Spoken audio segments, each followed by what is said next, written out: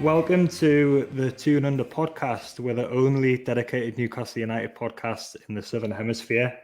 We've got a special episode today. With me for this is Bobby. How you doing, Bobby? Good, Jack. How you doing? I'm good, thanks. And we've got Dimitri as well. How are you, Dimi? Fantastic, mate. How are you? I'm very good. I'm Jack, and we've got a special guest today. So the reason why we're all a little bit excited is because this guest needs absolutely no introduction whatsoever to an Australian audience. This guy was the face of the Premier League coverage in Australia for pretty much a decade, between about 2006 and 2016, as the presenter of Fox Sports English Premier League coverage. For a UK audience, he's basically the Aussie version of Jeff Stelling, although he's a couple of decades younger. He hosted Fox's flagship show, Matchday Saturday, presumably becoming nocturnal in the process or learning how to live without sleep or something like that. He's presented all sorts of other high-profile sporting events, including the Australian Open, tennis, and the Olympics. He now writes for Code Sports. He's an all-around sports fan, and best of all for us, he's a massive Newcastle United supporter. Welcome to the Tune Under pod, Mr. Adam Peacock. How are you? Jack, I'm better after hearing all that. Thank you for the kind intro, and Dimitri, and also Bobby, good to be with you. Brilliant. So when we were thinking and talking about guests to try and get on the pod, it's probably fair to say that for those reasons I've talked about there, that your name came top of that, along with maybe Mark Viduka. So it's a real privilege for us to have you, and thank you for taking the time to talk to us. So the plan is to talk to Adam a bit about how and why he follows Newcastle. We'll go into your time presenting the coverage here in Australia and some of your media work. We'll have a chat about sport in Australia in general, the Socceroos in the A-League, and then we'll bring it back around to Newcastle United at the end. So we'll get right into it after this.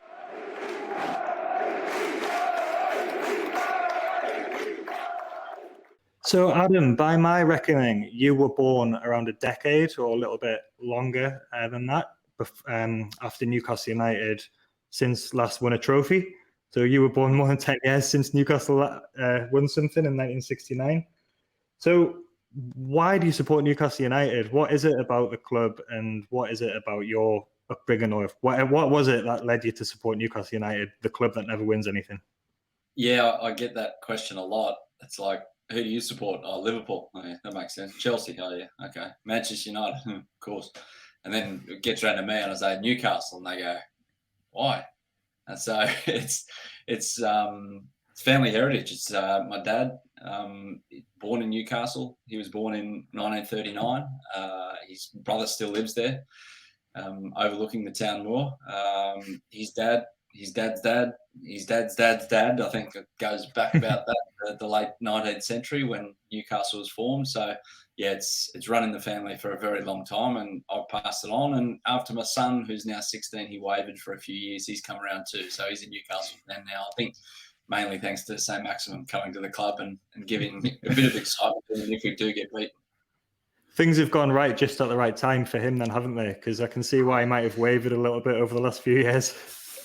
Yeah, exactly. No, he's timed it well, but he did switch before what happened with the Saudi takeover. So yeah, he came on board before he jumped on a bandwagon that might pick up a few along the way, I think.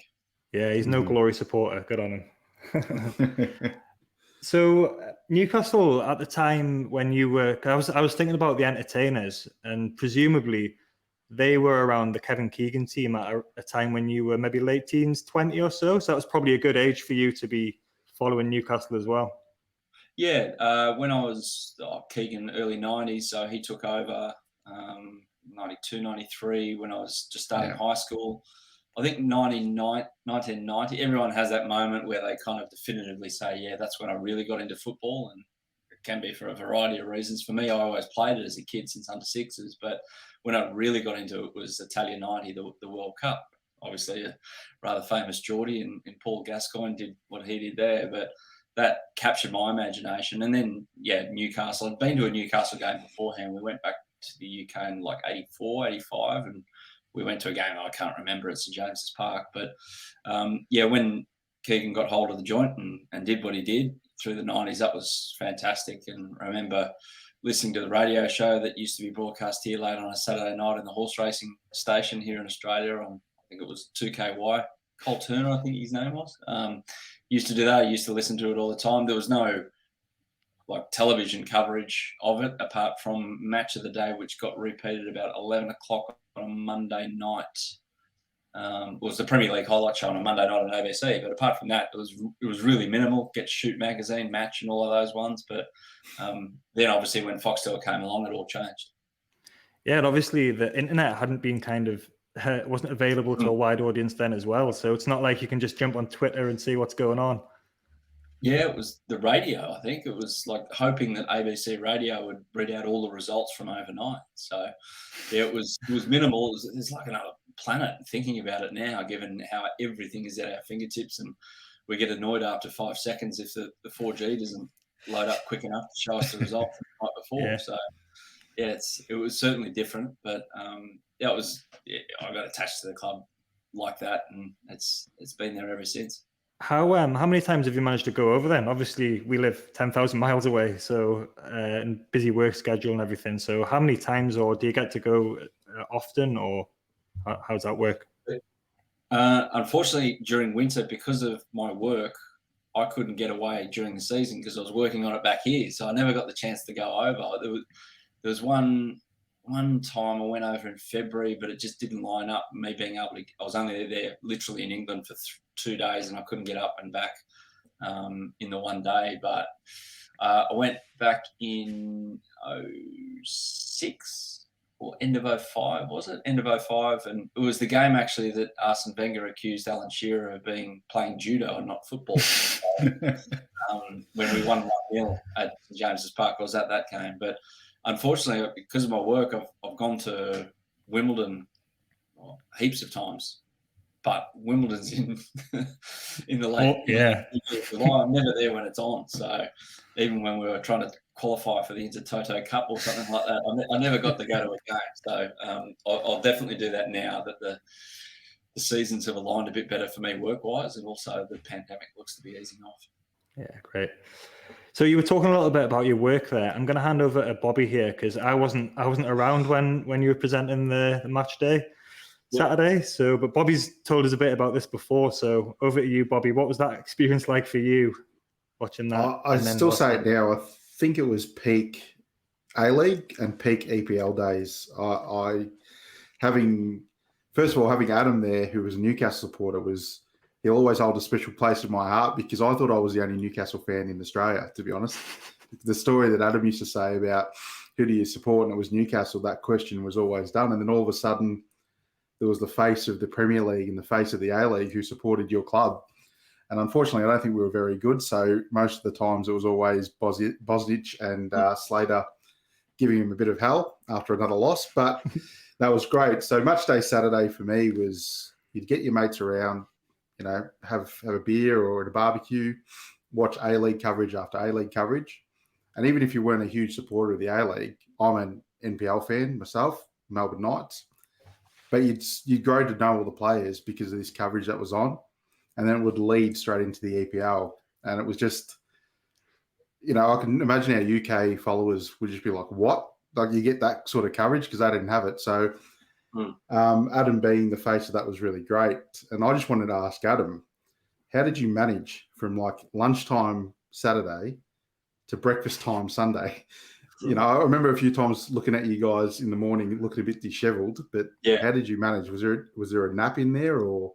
No, it was like most of the shifts were we'd come on at 4:30 because there was an A-League game at 5 p.m. Yeah. And then there'd be another A-League game. Sometimes they'd chuck in a Perth game, which meant 3 back-to-back A-League games. But we tried to do it where it married up with an early Saturday night kickoff, especially before daylight saving. So it was 9:30 for people watching or listening to this in other parts of the world. It was 9:30 Saturday night, Australian time, prime time, and then there'd be another midnight game, and we'd probably get to the midnight game, and then there'd be a later game.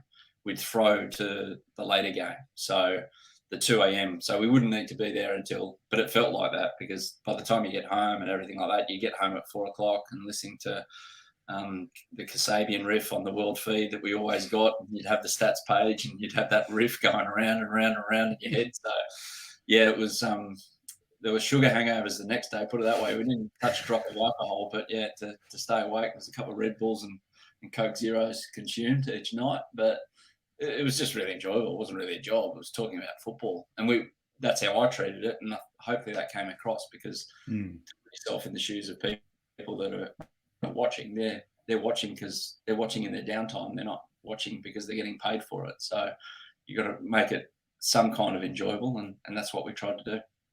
Yeah, it was like having three mates talking about football, and they're just part of the room, I suppose. I had the TV out on the deck, and you can tell what I was like, and just had like the beers flowing and stuff. And it was just the three mates would be talking about football, and you'd just be there listening every Saturday. So it was great. Yeah, cool. Was there any drinking games going on for the when you were watching it? Because the Soccer Saturday in the UK, whenever Jeff says one of his catchphrases, or whenever Chris Kamara says "Unbelievable, Jeff," it's drink. Anything like that going on? Probably always for you, Dimi. Whenever Bozza laughed, I reckon. Yeah. Definitely. And Mark Bosnich and Robbie Slater, then, you presumably, when you're working with somebody that much, you probably get quite close to these guys. How was your relationship with them, and what was it like working with them? Yeah, even though we don't work together anymore because we've all gone off in different directions, I still speak to them. I spoke to Bozza the Savo. I spoke to Robbie yesterday. So yeah, a lot. Yeah, you kind of. I no longer see them as the guys that I used to watch on television playing for Australia or playing in the Premier League. It's really weird. They're just. I wouldn't call them normal people, if you know what I mean. They're not normal, but they're people. No, they're good people. Each with their different traits and different characteristics. But yeah, it is weird that you get on a level with them and they just treat it like anyone else, one of your other mates, really. Bosnich he had a good career in England, didn't he? He was probably one of the first or one of the early Aussies to go over and kind of make a bit of a name for himself.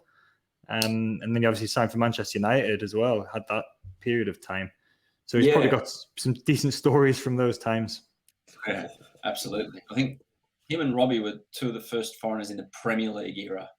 Yeah, foreigners full stop, but definitely from Australia. And yeah, Robbie was the first to win a Premier League title, won it with Blackburn in 94-95, and then Bozza 5 years later when he went to Manchester United, and he's won full season there, if you like. But he was there as a kid, but then got kicked out of the country because he didn't have a visa, but came back and then he went to Chelsea, and then obviously went down a path that I think he regrets today. But yeah, both immensely successful in their own right.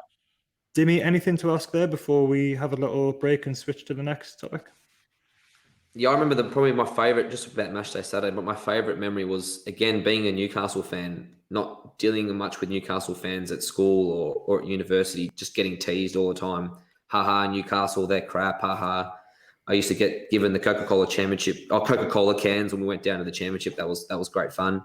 But one of my favourite episodes or shows was when Callum Ferguson was on, and obviously I knew Callum Ferguson as a cricketer, pretty decent cricketer for Australia and South Australia, and he talked about his connection to Newcastle. So seeing both you and him talk about Newcastle, I thought, this is fantastic. I said, there's two famous people talking about Newcastle in Australia. How good's this? And not knowing Ferguson's connection, that was great. So that was probably one of my favourite shows back then. Yeah, because he and another one, Marcus North, they played a bit of cricket with Durham, so they kind of get hooked that way. So we had some great guests on that show. It was bloody good fun. I think Matt Renshaw's a Newcastle fan as well, current cricketer. Yeah, because he was talking to Callum Ferguson on Twitter about it. But you could have sent all the Aussies to Durham then, just start recruiting.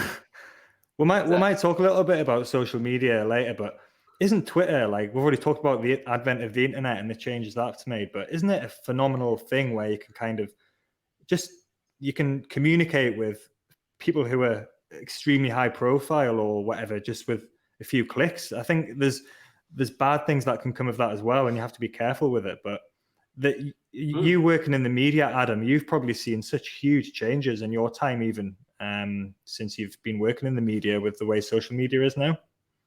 Yeah, well, actually, if it wasn't for Matchday Saturday, I probably would have got on Twitter eventually, but that's what got me on Twitter, because the producer of it, Andy Hode, he said, "Oh, we're all going to get Twitter accounts because we want to promote the show through." He could see the benefit of it, and this was in the early days of Twitter, like we're talking here 2009, 2010, or something like that. So, and hashtags and all of those things that were we put the hashtag in the show, or Macho loop in the show. So yeah, it was new, but yeah, I'm pretty happy with Twitter. A lot of people obviously have a few issues with it, and it's an easy place to get angry on. But yeah, all kinds of social media used in the right way, except for Snapchat. I don't really get Snapchat, so I'm too old for that.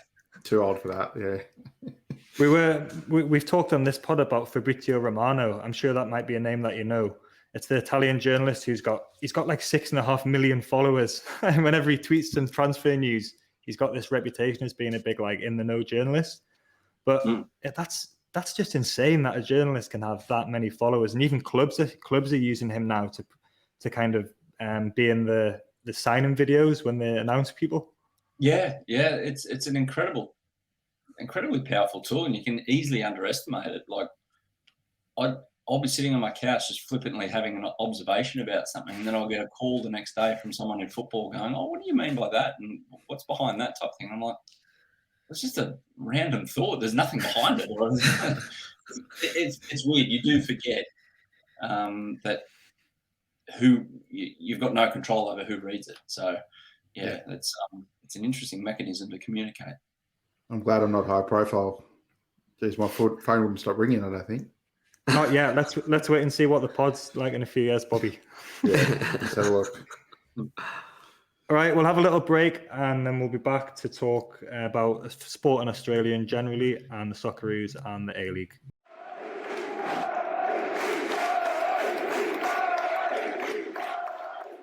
So, Adam, you're involved in quite a lot of sports, presenting different sports, but it's probably fair to say that you're best known for your football coverage, soccer. We're going to call it football. Where do you think that football fits into the kind of Australian sports scene in the grand scheme of things? Because I moved to Brisbane about 4 years ago, and I didn't really quite know what to expect. And it's quite an interesting country how there's different codes in different states are really popular. So my experience of sport in Australia is different here than if I'd moved to Melbourne, say, where it would have been all AFL. So yeah, where do you see football fitting into the whole spectre of Australian sport? Yeah, it still hasn't found itself. I don't think it's so popular. It's huge participation numbers, the envy of everything else, but that's mainly to do with the non-physical nature of it. Even though it's a contact sport, it's nowhere near as contact with the sport as the footy codes, if you want to call it that. And it just hasn't been able to sort itself at the top level for a variety of reasons. And yeah, it's probably not. It got off to the slowest start. Like you look at rugby league, professional league in 1908. AFL, VFL came around at the turn of the century as well back then.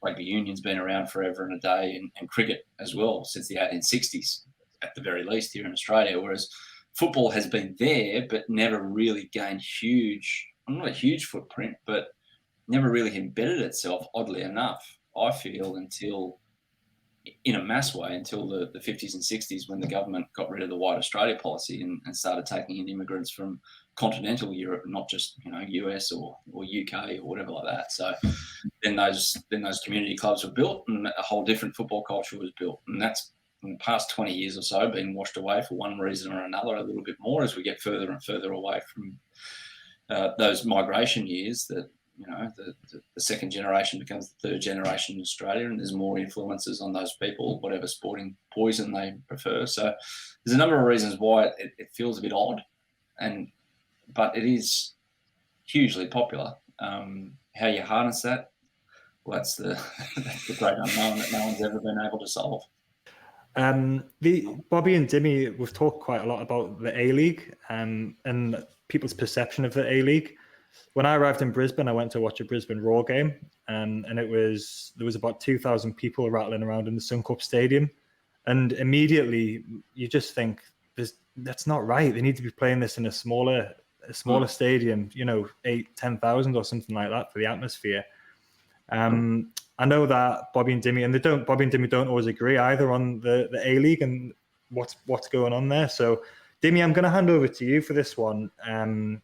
What do you want to kind of talk to Adam about the future of the A-League, or what do you think it's useful for somebody with Adam's profile to be able to push, kind of thing? Yeah, so the big thing for me, obviously you can see I'm a Victory fan, that's pretty obvious, but the thing that really upsets me about the A-League and the whole picture of Australian football is there's so many great things about the A-League. So the quality of the football is very decent. The players are decent. The atmosphere for me is one thing that we've never tried to promote, never tried to focus on. We've always focused on the negative parts of the atmosphere, whether there's one or two clowns who are doing something wrong, or if there's one flare ripped, or someone might go onto the ground when there's a goal scored. There's always something negative that was always focused around football fans and football fan culture here. And we're never able to focus on how good is this atmosphere, how this is what differentiates us from Aussie rules, from rugby league. Look at our atmosphere. Look at a thriving Amy Park or Parramatta Stadium when the Wanderers were up and about. That's the sort of thing that can get anybody involved, and anybody who doesn't even like soccer or football to go to a game and to experience it. It's just that one thing that's never been tapped into, I think. And I just want to hear Adam's thoughts of how he thinks we could better use that differentiation to get not your full hardcore football fan, but your average Joe, so to speak, to come to a game. Yeah, it's a difficult one because it's almost like you don't want to highlight it, but you don't want to keep it down. You just want it to happen organically, and you just bring a mate to a game. And I'm sure if you bought 3 randoms that had never been to a game of football and you took them to the FFA Cup final a couple of weeks ago, they'd be back because of the atmosphere, because of how white hot it was. And it's the right stadium. It was like 15 to 20,000 people there. Victory fans make so much noise. Amy Park, maximum of 30,000. Noise stays in. Fantastic.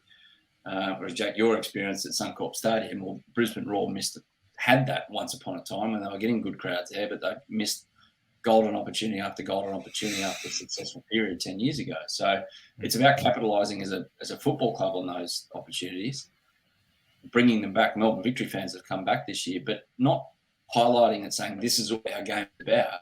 Just get people through the door, and then they'll realise. Like, you can put it on social media as much as you want. People will still have their preconceived ideas. You just got to somehow get people to the game. So how are you going to get people to the game? Well, it helps not having lies printed in newspapers about what goes on, because 3 blokes punch on an AFL game and it doesn't get reported. 3 people punch on an A-League game, it does get reported. There's a great disparity between what's right and what's wrong in that regard. I've seen it with my very own eyes. So hopefully that's called out in the future. But you make the product a bit better. You make it more exciting. You take away drinks breaks midway through. We were talking about that earlier. Yeah, carry on.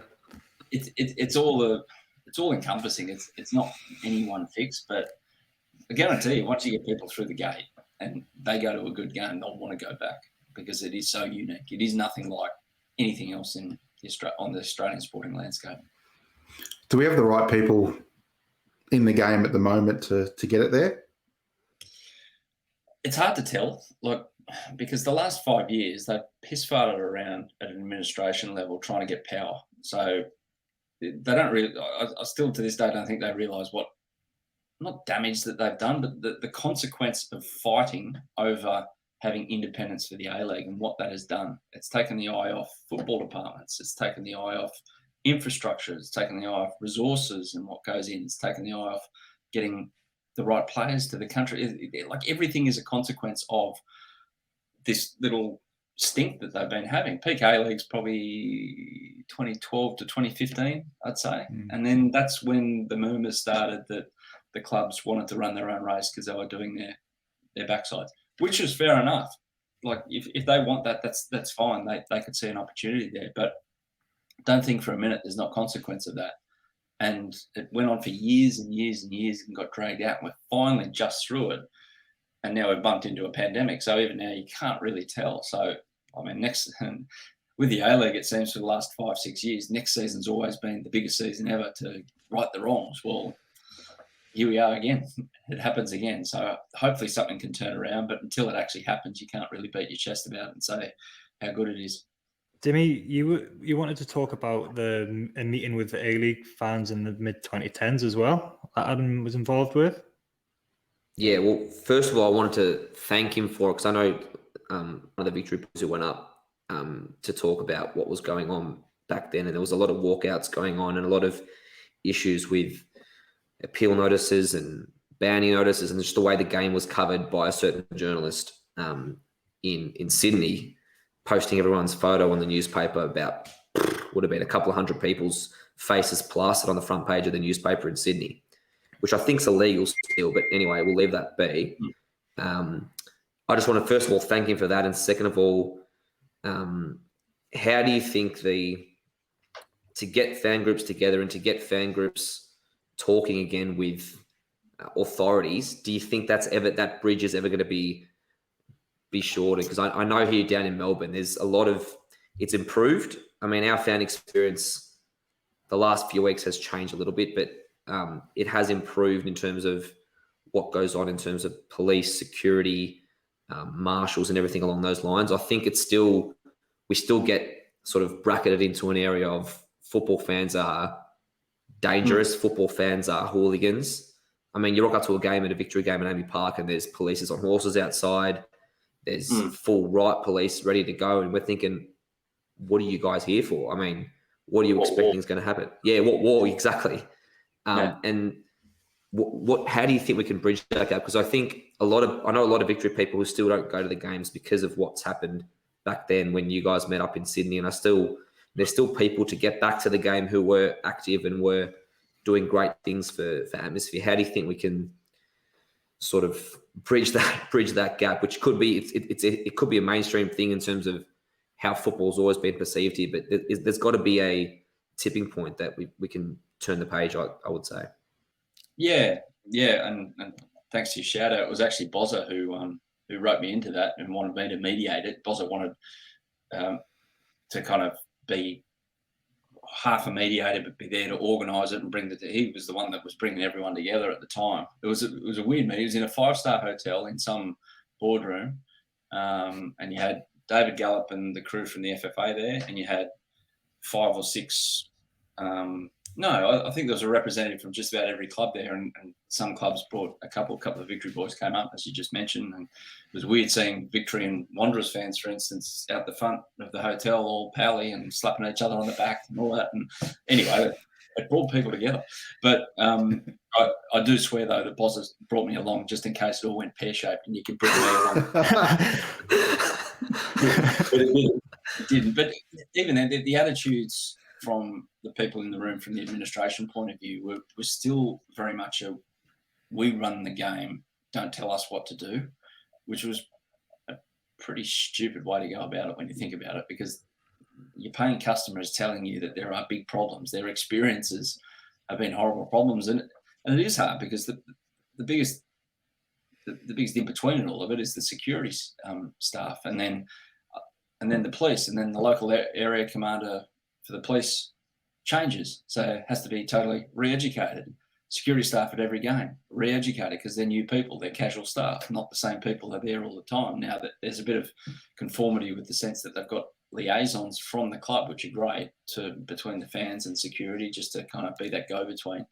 And I know that Melbourne Victory have done an awesome job this year to do everything they can under new administration to get people back to the game and have a great experience. But it's difficult in this landscape because I won't say opposition codes know it's the one thing that sets football apart, but they're aware of it, if you know what I mean. Not saying that they're knowingly going out and making life hard, but yeah, too many things have happened in Melbourne where the AFL have got a lot to protect for me to not be cynical about the motives behind the overplacing of games. And it's happened up here in Sydney as well. I've seen right cops at games where I just think, I could swear I'm either in Afghanistan or Moore Park. I'm not sure which one. And you're going, what on earth is going on? So, yeah, it's unfortunate. The reputation's there. But hopefully with the clubs now running things, they have a greater understanding of what the fans' needs are than ever before. When I saw Riot Police at the Melbourne Heart versus Central Coast Mariners game, I thought the sport had lost the plot. Yeah. Yeah, they thought it was a victory game and they went to a Melbourne Heart game instead. So, yeah. Jesus, amateur hour. Bobby, we've talked a bit about one fundamental difference that you think could be of benefit to the A-League. Do you want to explain a bit about that and then get Adam's thoughts? Look, I'm a big one for promotion relegation and then opening up the transfers within the system. Easy said than done, I know. Everyone points to resources and all this sort of stuff, but my fundamental problem with the A-League is not the quality, it's not the people, it's not the fans, it's not the Riot Police, it's not anything like that. It's a closed shop league, and football is not meant to be. And I know we're in our infancy stage, but I think there's got to be a sit down and everyone's got to get on the same page. I asked the question, have we got the right people in charge? Because I don't know. They're talking about opening it up in this national second division, which is great, and the transfers, it's all opening up. But whether it gets done or not, who knows with these people? I'm not too sure. But that's my fundamental thing. I think Australia, there's a lot of good clubs in the system. You know, your Sydney Olympics, your South Melbournes, your Adelaide Cities, awesome clubs that deserve to be in and around. And I think it makes the sport better. Like you look at last year, Victory finished last. Imagine the games leading up to that going in. Like, it would have been bonkers. You'd have the whole of Melbourne there just watching to see if they're going to get relegated or stay up. And I think that's football to me. And that's my issue at the moment, where I think, I don't know who it is or what needs to be happening, but we need to get in a room, shut the door and not come out till something's sorted out. Yeah, it's a long process though, because what has happened is that the A-League clubs have basically set up their own ecosystem, so that they've got contracts to play in their own league until 2034 or something like that. I'm not sure if they're still binding, but that certainly was the case. So there's that. So legally, it's difficult. They've fought and scratched and done all that to get their own independence. I can't see one of those clubs giving up that independence straight away to be able to go up and down. Now, are there clubs ready to go into an A-League straight away now from the NPL system? Maybe at a stretch, but don't really know. I think what's important is you do it step by step. And I do know that they're working towards, well, James Johnson told me last week, actually, the FFA CEO, we are going to have a second division or a second tier competition, professional league in 2023. They will have it. It will happen. So that's the first step. Get a sustainable league of 12 to 16 clubs underneath the A-League. Run that well. And once you get to the stage where, it looks definite that the clubs that can go up and afford it and have the infrastructure and the resources around to be able to live in an A-League without going bust, that's the main thing, that can happen. So eventually we'll get there. It's going to be a while though, I think. Yeah. But you're right. I mean, my big thing in Australian football is produce players. You produce better players, you've got a better product across the board. Everyone wins. Absolutely everyone wins. And how do you do that? Well, you've got to get more clubs playing professionally. And a second tier will help do that, because it'll be a young profile of player there. Transfers, if you want to do transfers, fine. But my big thing is you need to increase that footprint, because in Japan, Australia has 11 professional football clubs, 12 with Wellington, 11 in Australia. There are 57 or 58 in Japan. So you think of all the opportunities that have been given to players over there to develop and get better. We're just, each year that goes on, there's that gap. The gap gets wider and wider. So you're right. Something has to be done, but it's not an easy fix. Yeah, for sure. What role do you think bringing in big name overseas players can have for the A-League as well? Because I know that Daniel Sturridge and Jack Rodwell have come over. They've both had injury problems and they're kind of coming towards the end of their career. Ola Toivonen absolutely ripped it up when he was here. He was fantastic. Our Sam de Jong wasn't quite as lucky, but he's had bad injury problems. But I remember when Del Piero and Robbie Fowler were signing to play in Australia. So what role do you think big name overseas players is? And it probably has to be the right ones, I guess, as well. Yeah. I think not every club needs one. I think if you have 2 or 3 in the league, that's okay. Melbourne Victory, the bigger clubs probably are the ones that bring them in. Perth, I like the thinking behind Daniel Sturridge. It hasn't worked out because of the state premier and also COVID, so that's been difficult. But I think there's space for it, but it shouldn't be the basis of what tells you what is a successful league or not. There's more to it than that. There has to be more to it than that. But yeah, 2 or 3 a season would be cool. Let's get on to talk about the Socceroos then. So currently the Socceroos are, I think, 3rd in the World Cup qualifying group. They've got a couple of massive games coming up. They're in the same group as Saudi Arabia and Japan, isn't it? Mm-hmm. Adam, what's your assessment of the Socceroos at the moment? Do you think they're going to make the World Cup? If something's going wrong, what is that? Over to you. A lot to get into there.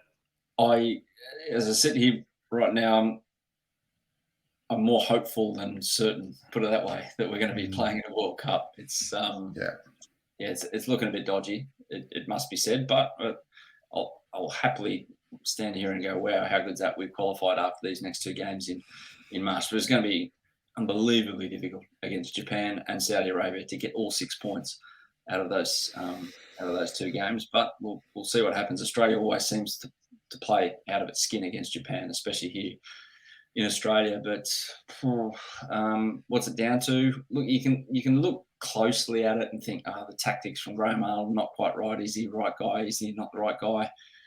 The fact of the matter is, there's no depth. It's not like we're leaving 5 players out every camp and it's a controversy, which is the case in a lot of other players. You see it every time an England squad's named. You go, geez, he missed out. Like Gareth Southgate's first squad after the Euros, he left a couple of guys out who were in the Euro squad and didn't do a lot wrong, but he's got so many choices. We don't have those choices. On the weekend, we had 1 player play any minutes in the top 5 leagues in Europe, and that's Christian Valpardo, who might not play for Australia because he's got Italian heritage. He's only 18. He's not going to leave there to play international break football at the moment because he doesn't want to upset Jose Mourinho. So it's so difficult to try and qualify, especially in a region in which a lot of time, money and resources and development has gone into a lot of players. And we've got Japan and Saudi Arabia, 2 of the absolute powerhouses in our thing. We've actually punched above to be able to qualify for the last World Cup and be in this far contention so far. Yeah, I echo that. I'm very, very hopeful that we will, but I'm very concerned at the current position that we're at. Your take on Ange at the moment, Adam? Amazing. He's been phenomenal, isn't he? He's like the beacon of light in Australian football, and he's gone to Celtic, and it's shone a lot. And I think he's even doing some promotion work for South at the moment. South Melbourne's eating up the fans coming from Celtic, and I think that's good for our sport anyway. But what's your take on Ange, and not what happened at the Socceroos? I don't know exactly what happened, but to lose someone like Ange and seeing what he's doing now, what do you think about all that? Yeah, there's a bit of revisionism goes on with that. His problem was with the overall state, and he said as much on Stan Sport in an interview last week. His issue was the overall state and the way of thinking about how we thought the game should be run in Australia. So his issue was with the administration, the management, all of that, and just the frustration, a little bit with the media. And sure, what Robbie said about him and Bozza bringing up what he brought up after the Thailand game was valid. Like he wanted criticism, he wanted exposure about it, but sure, that would have hurt Ange. But his bigger point was with how the sport was going, and he would have left anyway. After 2018, he would have gone. He just went 6 months earlier. So look, he was always going to go back into club football. He always wanted to test himself. I know for a fact he'd love to manage in the Premier League, and I reckon he's really close. So if He's close, isn't he? Yeah, if he does in the next 18 months what he's done in the first 6 months at Celtic, I can't see how a club south of the border, hopefully one just south of the border, looks at him seriously. I'm serious, mate. Maybe he doesn't go to a top 6 club straight away, and by then we might be a top 6 club. Who knows? Oh, I thought you were talking about Sunderland. I was like, I hope he doesn't go there. I'd never talk to him again. Actually, there's at Fox Sports, there's actually an indent in the green room where we watched all the matches in the wall, because that's where I threw my phone one night when Paulo Di Canio slid down the sideline after. Di Canio. Or was it Gus Poyet? Or one of the two. It was Di Canio. It was Di Di Canio, Canio. yeah. It was right in front of me. I was there. It wasn't nice. What we were saying about Ange, yeah. I can see him managing England the way he's going. It's just superb football, and he's now working with better and better players, so it's going to make him a better manager. Dimi, anything else on the Socceroos there? Yeah, similar to the boys. Obviously, we're more hopeful at this stage, I think, than expecting to go to the World Cup. I just think we're not good enough, to be honest. I mean, the frustrating thing for me is a lot of countries are going past us and lapping us now. Even your so-called smaller nations or teams that we thought, would comfortably beat Saudis or would comfortably beat Qatar, they're raising their level. So even China hasn't got their game together, but there's a lot of countries now that we can't sort of match, and we're not developing the same rate as them. So it's frustrating, but I mean, if we can pull a result against Japan at home, that gives us a good shout. But yeah, not really expecting to go at the moment. No. In terms of the players for Australia as well, we've kind of grown up with kind of Tim Cahill, Harry Kewell, Mark Viduka, Mark Schwarzer, real superstars, even in the Premier League. It seems to me, I don't know whether this is accurate, that we're quite far away from having that at the moment. What's your take on that, Adam? Well, the current crop, they were all, how old were they? About 10 to 12, around about, when the A-League came. But what happened when the A-League came was that the old NSL got blown up. And for 4 or 5 years there was nothing in terms of elite development for youth in Australia, or very little. Either side of that, before that certainly was with NSL. You had the AAS, which was the finishing school for young footballers in Australia, and so many of our really good ones went there for a year and then went off into the wild, or 2 years and went off into the wild. And Mark Viduka, great example. But after that, then they've faffed about with youth development in this country in terms of underneath the A-League, what's there. Well, the last youth league competition they had was 8 games. It's like, what? What's the point of even having it? So that's why we struggle. The structural reform that is required underneath the A-League for young players, if they get that right, there's a massive opportunity there in the next 5 years to then starting things. There's green shoots like the Ollie Roos, the Olympic team for Australia at the last Olympics. I think 5 or 6 now have got overseas moves, which is fantastic. That's exactly what that is for. And there's got to be cohesion between the A-Leagues and the A-Leagues clubs and national programs, men's and women's, to be able to give these players, young players, opportunities to represent at 17s, 20s, 23s, go to camps, miss out in the odd A-League game or W-League game, whatever, just to give them that international exposure that is so crucial in their development and ends up meaning good things for Australian football. So let's bring it back to Newcastle then on the Tune Under pod. 7th of October 2021 is a day that's going to go down in folklore in Newcastle, the day of the takeover. Adam, I just want to really get your there's a lot being said about the Saudi takeover. There's a lot of controversy about it. But in a football sense, I think, Newcastle have won the lottery. There's no kind of doubting about that. What is your take on the takeover? What do you think the prospects for Newcastle are now with this? These owners and this regime? Limitless. First of all, I'd just like to say I've changed rooms. I got kicked out of upstairs because the girls were going to bed, and now I'm in my bedroom actually, and got the mood lighting happening. You can see that. The light's actually shit in here. Sorry. So it's all right. It's all good. Takeover. A little anecdote first. I lost my father over the Christmas period, but I still remember he was around when the takeover happened. His birthday is actually October 8th. So amazing. Woken up that day and I've given him a call first thing, and I've gone, he's expecting the happy birthday, and he goes, it's gone through. And he went, what?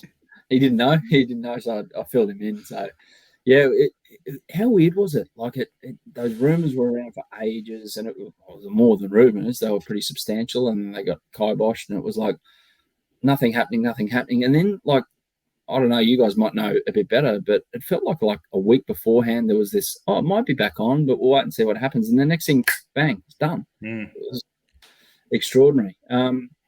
Yeah, look, it wasn't your ordinary takeover, and if the previous owner was someone else who had treated everything a bit better, namely fans and the football club, instead of basically using it as toilet paper, I don't think you would have seen the reaction from Newcastle fans like it did.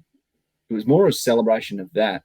And then it's taken a while for most, I can only speak for myself, to actually have it kick in. I think the January transfer window shows that, we're pretty serious about things, aren't we, in terms of football? And yeah, there is human rights considerations, and hopefully they are held to account.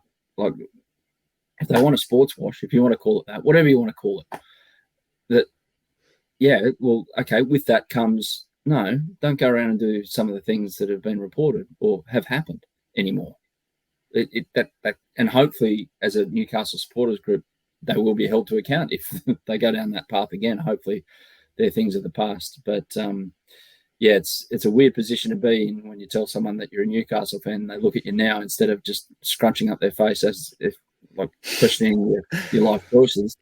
They now say, "Oh, richest club in the world, eh? Good on you." So yeah, it's nice to be able to walk around Coles with my Newcastle top again and not feel embarrassed. That's what you were saying. The day after the takeover, I did that, and I was somebody started talking to me about football, and I hadn't realised actually how much I'd actually missed that and not had that in that time. And I think what you've said there is absolutely right. It was equally a celebration of Mike Ashley leaving as it was about the Saudis coming in, and it's, you know, it's football. It's a dirty business, isn't it? Really, like there's money in there from all over the place, and that's not justifying what some of the things the Saudis do, which is absolutely deplorable. But like you said, it's an opportunity for scrutiny, as well as them trying to kind of use sports in a kind of soft power kind of way. Yeah, definitely. It's happening everywhere. So it's like, I say to people who go, "How can you support them?" And I copped a bit of that. It's like, well, hang on a minute. So my dad's dad supported them, but because a bunch of rich people came in and took them over, I'm no longer allowed to support them. What do you want me to do here? Like, what's the answer? Give me a straight answer, and I'll consider it. And no one can. You can't, when you've got that emotional attachment to a football club. However, whatever way you come to support the football club, and we've got 4 people on this call, and we've got 4 different reasons why we support this football club, but we all support it as fervently as each other. Like, it's a great equalizer in terms of, it doesn't matter how you come through the door, it's enjoying it as a fan group. So that was understandable, that controversy about it. But look, it just felt like, I don't know what you guys reckon, but I don't know if you've got a personal story of when you felt the football club had come back. I only had it a couple of weeks ago when I watched the Everton game, and that's when I thought, oh wow, it's what it should be, it's what it can be, with that noise in the stadium and getting that result as well. Yeah, it just showed the potential, didn't it? The sheer potential of the club. It's kind of the last untapped Premier League club with all that massive potential and all that fan base. I think Bobby was going to actually ask you about Bobby, you asked the question you were going to ask about the potential for the fan base. Yeah, so the long-term prospects, as I said earlier in the podcast, that when Adam came onto the scene as the presenter for the EPL, it was great to see another Newcastle fan in Australia, and that's the only person I had. But now, Adam, what's the long-term prospects in terms of Newcastle in this country? We've seen the City Football Group buy an A-League club and do what they've done with Melbourne City, and try to develop a supporter base.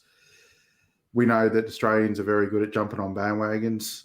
There'll be a younger generation just getting into the sport. Do you think Newcastle's going to be that big player in the market soon, in terms of, as we get success and as we get our name out there, that there'll be, a wave of Newcastle supporters developing in this country? Without question, if you have success, you'll have more fans. It's just the way of the world. Everyone loves a bandwagon. Look at Manchester United. I jest. My wife's family are from Manchester, and most of them are Reds. There's only a couple of Blues in there, but most of them are Reds. So, we start winning Premier League titles or appearing in Champions League semi-finals or finals. There's no question that there's going to be greater supportership. You raised an interesting point there. I hadn't thought of it, whether or not the Saudis are thinking along the lines of having a worldwide football conglomerate. It makes sense.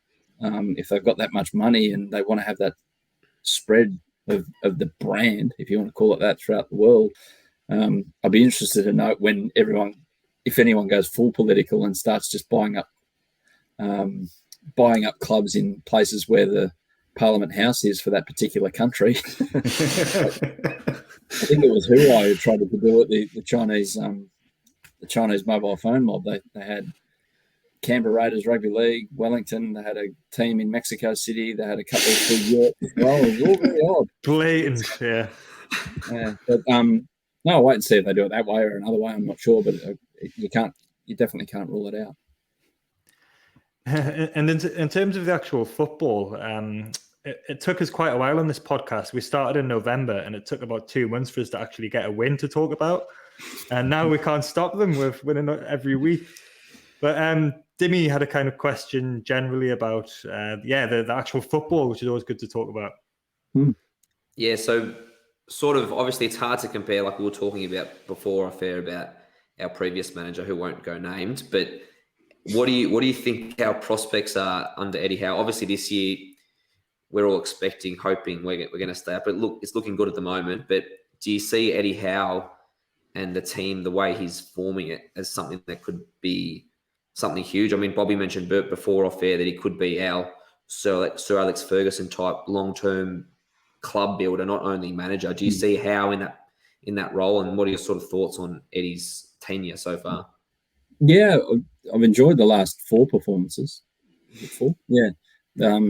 Like eking out results, not playing spectacular football in some of them, but getting results when you don't play well as opposed to doing it when you are playing.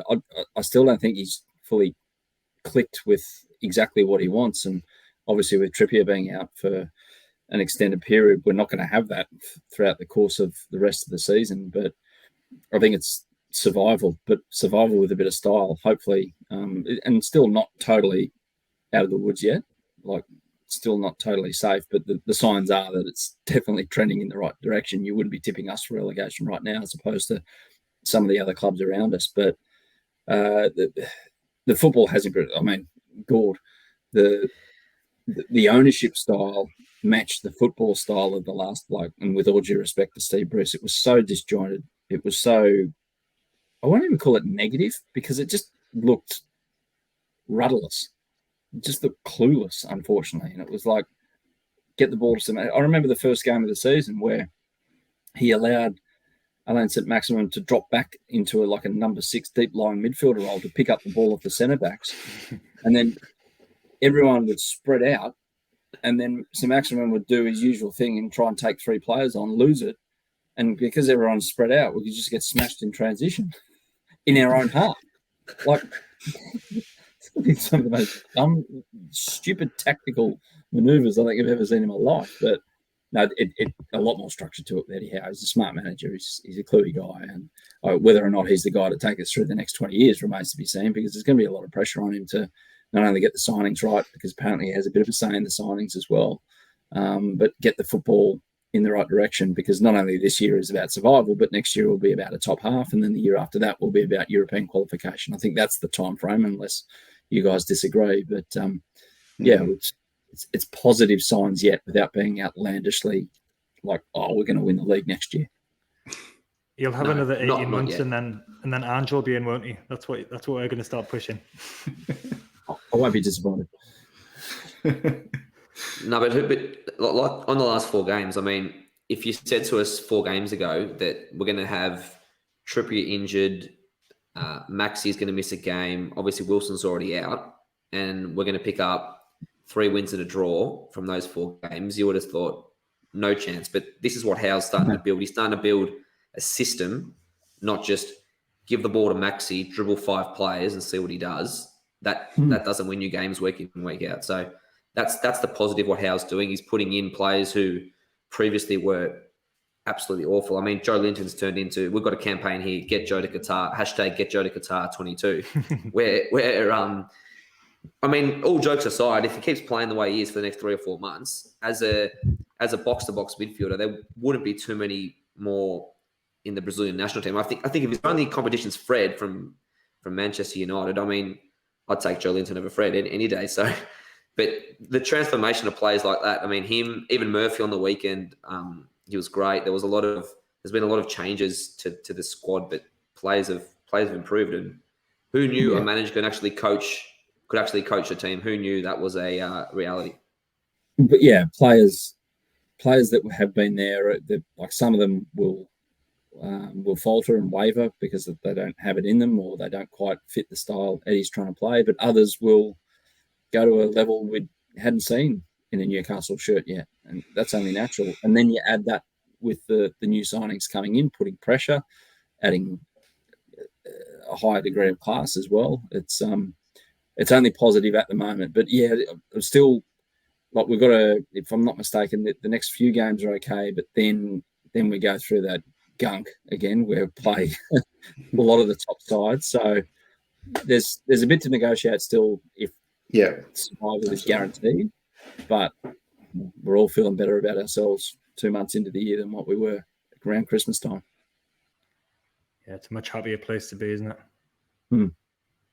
Bobby, you were going to say something? No. I was just agreeing with Adam there. And for this pod, it was definitely a happier time. I think for the first couple of months, we didn't have anything much positive to talk about. Yeah. But, it's much better now. And, just seeing the transformation in the style. I think Eddie's big test, if we survive, will come when the bigger egos come into the dressing room and how he manages that. I think that's going to be another test. I think he can handle it, but that'll be the next test for him, I think. Adam, I'm going to put you on the spot here. Are Newcastle going to win the league in the next 5 years? Yeah, why not? Straight away, yes. Why not? Brilliant. Why Didn't not? even think about it. We'll play this when it happens. There are more reasons to think that we can than there are that we can't at the moment. Because as we've seen in the Premier League, money doesn't guarantee a success, but it certainly helps. We'll wrap it up there. Once again, Adam, thank you for taking the time to talk to us. It's been a real bonus for us. It's been a really, really big deal for us. So we hope you've enjoyed it as much as we have. Some really fantastic insights on Newcastle, but also on Australian sports there. Oh, good, guys. And I just ran upstairs quickly. I found this. I don't know if you can see this. If you can. It's a rosette. Wembley, Wembley 1974. There you go. When I was clearing out my old man stuff, I found that. So I'm going to keep it. And when we get back to Wembley, I'm going to somehow wear it. But I get a feeling that I'll have to put it in my pocket when the game's on, because if we score, I don't think it's going to last. Well, we can all go there together. We're going. If we're in a final, where I think the Turn Under pod is going to make the special journey to Wembley. We're on tour. Just before we wrap up, I jinxed it a couple of years ago. Remember we played a League Cup, I think it was a quarterfinal against Hull City. Yep. Yeah. And at halftime we were leading, and it was Rafa, wasn't it? Rafa, yeah. It was, yeah. We won the championship. Then. And I was thinking, you know what? The way he plays and we're leading here, it's got a good feeling about it. And yep, at halftime I went on to Qantas.com to check on flight availability for the last week of February, and of course we got beaten on penalties, and that was the end of that. So yeah, I'm not going to do that in the future ever. I'm going to wait until place is actually guaranteed in the cup final, whatever cup final it will be. And we're there, guys. We're there. Perfect. Sounds good. the wives and kids aren't going to get a say in the matter we're going. It doesn't matter. I've already said. I'm not even going to tell them. I'll just be gone for a week. I'll say, by the way, on the way to the airport. Oh, by the way, love. Well, I recently, sorry, Jack, I was just going to say, I recently got, as you guys know, I recently got married, and I've already said to the missus, I said, look, Newcastle have been shit for years, but we're going to get good. And if we make a final, just letting you know, I don't care when it is. I don't care what we're doing. I'm out of here. You don't have to come. You can stay in Australia. I don't care. I'm out of here. So it's already signed on the contract where I'm allowed to go. Good. I can't think of anything that's more worth a divorce than going to see Newcastle win a cup. So Mate, we're all in. Right. Thanks again, Adam. Thanks, Dimi. Thanks, Bobby. Our next challenge is to turn Australia black and white. So the Two and Under Pod will, of course, be at the forefront of that effort. Follow us on Twitter at Two and Under Pod. We're on Facebook. Subscribe on YouTube. Visit our website, twoandunder.com. Cheers, guys. A special thanks to Adam. Maybe next time we get you on can be when Newcastle wins something. If we're not all in England all together, that'll be a good occasion for a catch up. Cheers. Thanks, Adam.